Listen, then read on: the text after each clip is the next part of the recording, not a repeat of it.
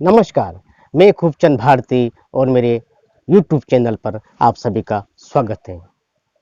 साथियों, जैसे जैसे 22 जनवरी आती जा रही है, वैसे वैसे श्री राम लल्ला की पूजा अर्चना और विधि के साथ प्राण प्रतिष्ठा के लिए लोग इंतजार कर रहे हैं।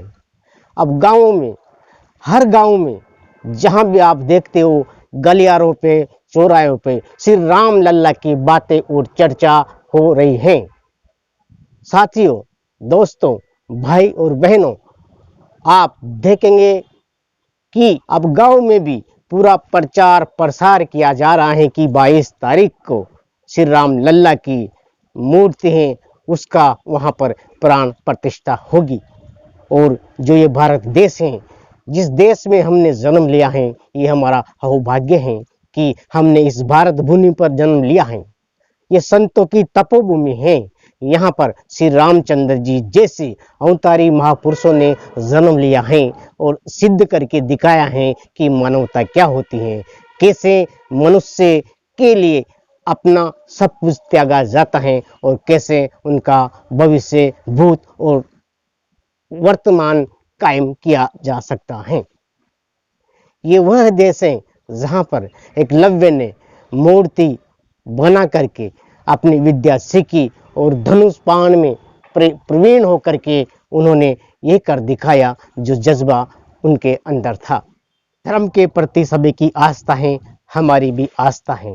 ये मानव जीवन है और ये जीवन चक्र चलता रहता है जहाँ तक आदमी इस माँ भारती की गोद में रहता है, यहाँ पर पलता है, बड़ा होता है, बचपन से लेकर के जवान और जवान से लेकर बुढ़ापा तक यहाँ पर वह व्यतीत करते हैं। और इस पावन भूमि पर हम सुकून महसूस करते हैं और धर्म के प्रति हमारी आस्था होती है।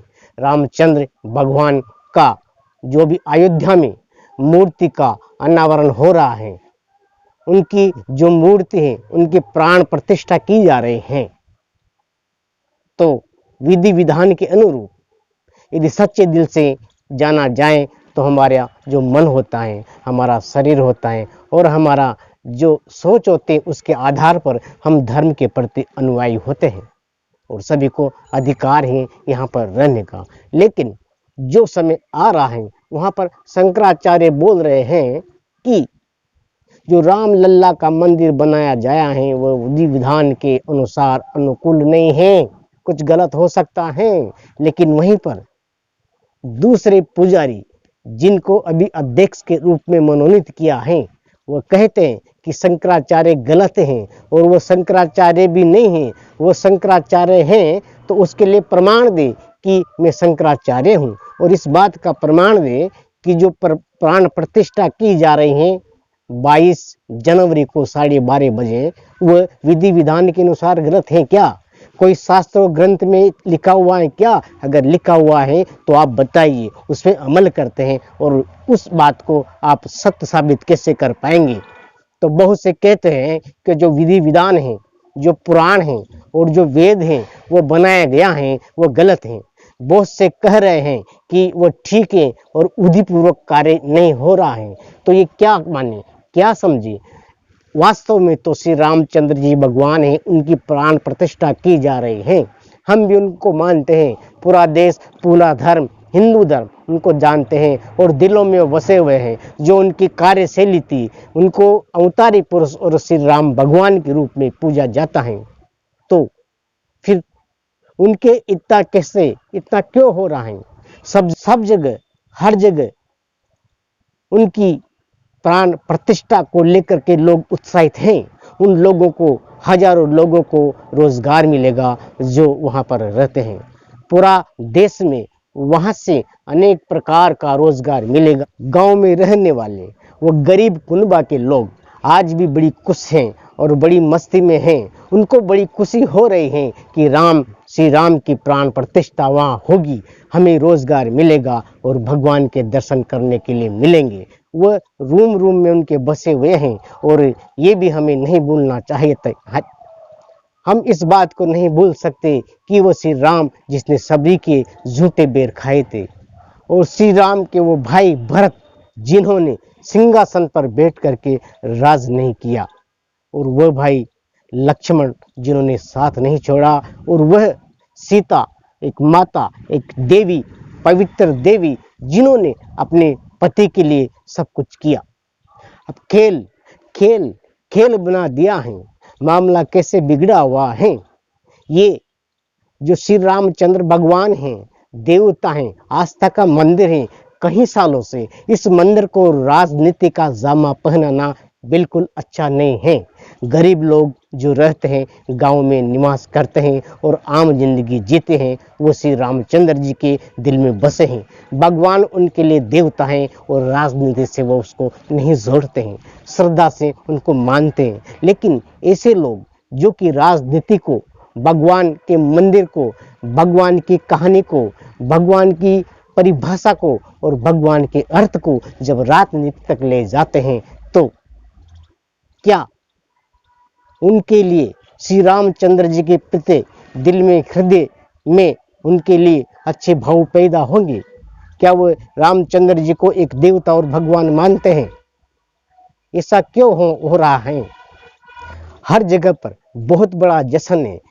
एक जगह एक ऐसी माता है जो करीबन 10-15 साल से केवल जल ग्रहण करते हैं और वो इंतजार कर रहे हैं कि जब श्री रामचंद्र का मंदिर अयोध्या में बन जाएगा, जब मैं खाना खाऊंगी, मेरे राम लल्ला के दर्शन करके ही मैं भोजन करूंगी। ऐसी ऐसी ऐसी ऐसी श्रद्धा की जो भावनाएं हैं, वो ऐसे लोग हमारे इस देश में अभी भी श्री राम जी के इंतजार कर रहे हैं।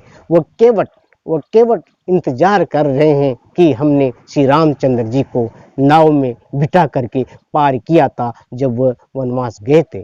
तो राजनीति सिर्फ वोटों की इस पर क्यों की जा रही है? ये बात हैरान कर देने वाली है मेरे साथियों।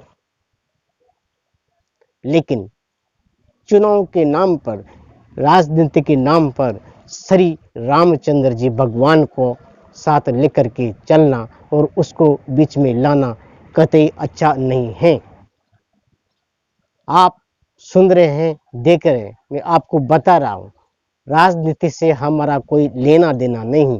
किसी राजनीति के तौर पे हमारा मंच वहाँ तक नहीं जाता है।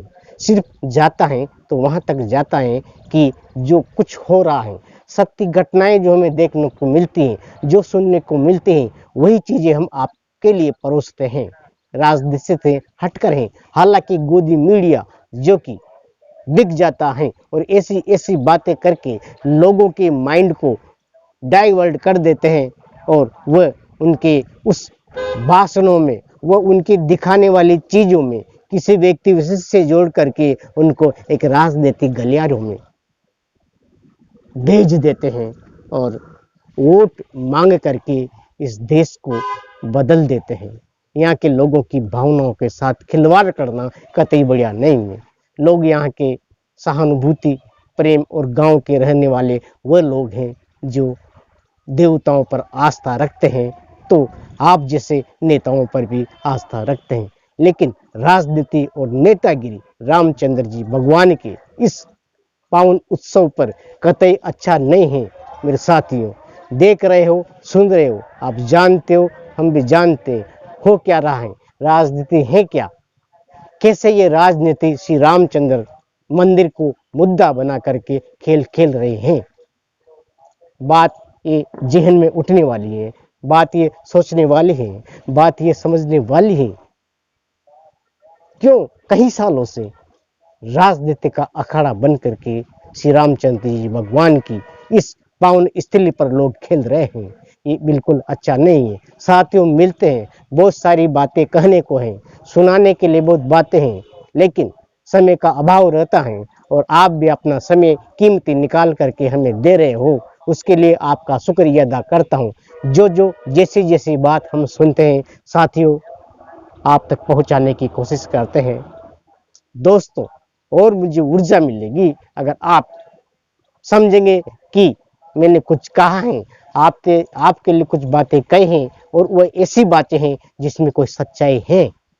सच्चाई अगर आपको लगती है तो लाइक कीजिए और आपका लाइक करना मेरे लिए एक उत्साह होगा, नई उमंग का संचार पैदा मेरे अंदर होगा। तो और आपसे बात करने के लिए मुझे और चीज़ें आप तक बटोरूंगा और ऐसी चीज़ आपको दिखाऊंगा, बताऊंगा, सुनाऊंगा जो कि आपके लिए बेहद जरूरी हो, सभी के लिए बेहद जरूरी हो।